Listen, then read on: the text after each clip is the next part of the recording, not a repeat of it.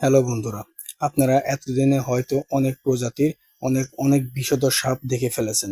Russell viper, অজগর, black Python, king cobra এর মতন বিষধর সাপও আপনারা দেখে ফেলেছেন।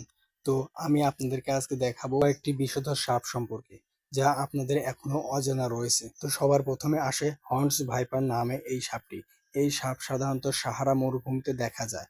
এই সাপের গায়ের রং মরুভূমির বালির সাথে মিল থাকার কারণে এদের সহজে দেখা যায় না এবং খুব সহজে এরা পালিয়ে যেতে পারে।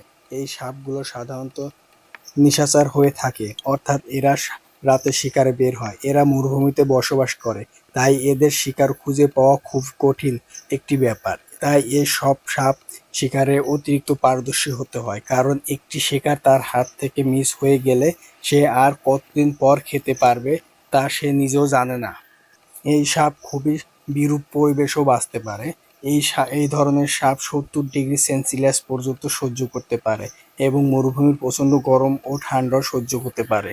এই সাপগুলো শিকার দেখতে পেলে খুবই সতর্কতার সাথে তাদের নিজস্ব পদ্ধতিতে শিকার করে। এরা একটা বিশেষ পদ্ধতিতে চলাফেরা করার কারণে এই সাপ যেই পথ দিয়ে চলাফেরা করে সেই পথে চলার কোনো চিহ্ন বা সার্ফ থাকে না। তাই সে কোথা থেকে এসেছে আর কোথায় গিয়ে পালিয়েছে তা কখনো বুঝতে পারা যায় না। এইভাবে তারা তাদের জীবন অতিবাহিত করে থাকে। আমাদের তালিকায় দ্বিতীয় স্থানে রয়েছেন বুশ ভাইপার। আপনি হয়তোবা খোলস পরিবর্তন করা অনেক সাপ দেখে থাকবেন, কিন্তু এর আগে আপনারা পাখির পালকের মতো খোলসওয়ালা সাপ দেখার কথা নয়। এই ধরনের সাপ সাধারণত সেন্ট্রাল আফ্রিকার দেশগুলো যেমন কঙ্গো, উগান্ডা এবং কেনিয়াতে দেখা যায়। এই সাপ সাধারণত 70 সেন্টিমিটার হয়ে থাকে এবং এদের গায়ের রং প্রকৃতি ভেদে ভিন্ন হয়ে থাকে। এদের গায়ের রং সাধারণত গাঢ় সবুজ ও লাল রং এর দেখা যায়। তবে এই সাপগুলো অন্য সাপের মতো যেখানে সেখানে চন্দ্রদত্ত বসবাস করে না।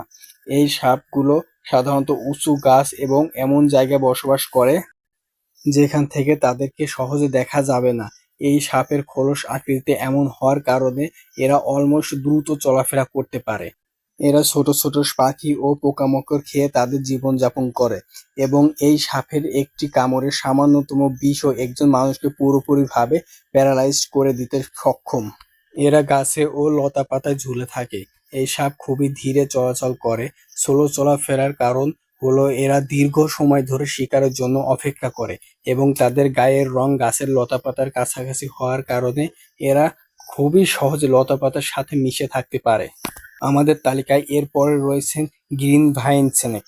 এই সাপ দেখতে সাধারণত গাছের লতাপাতার মতো হয়ে থাকে এবং এরা এতটাই বিপজ্জনক হয়ে থাকে যে এরা তার শত্রুকে একবার না পারলে ছাড়তে চায় না। এই সাপ সাধারণত একটি কলম বা পেন্সিল এর মতো মোটা হয়ে থাকে এবং লম্বায় এরা কয়েক মিটার পর্যন্ত হয়ে থাকে। এই সাপের কামড়ে একজন পূর্ণবয়স্ক মানুষের 2 থেকে 3 ঘন্টার মাঝে মৃত্যু হতে পারে। এরপরে রয়েছে যে সাপটি, সেটা হলো ইস্টার্ন হগনেস স্নেক। এই সাপের আমাদের লিস্টের স্থান দেওয়ার একটি বিশেষ কারণ রয়েছে এবং সেটা একটু পরে বুঝতে পারবেন। এই সাপের এমন নাম এবং তাদের নাকের আকৃতি শূকরের নাকের মতন হওয়ার কারণে দেওয়া হয়েছে। এই সাপগুলো নর্থ আমেরিকায় পাওয়া যায়। এদের মুখ বেশ বড় হয়ে থাকে।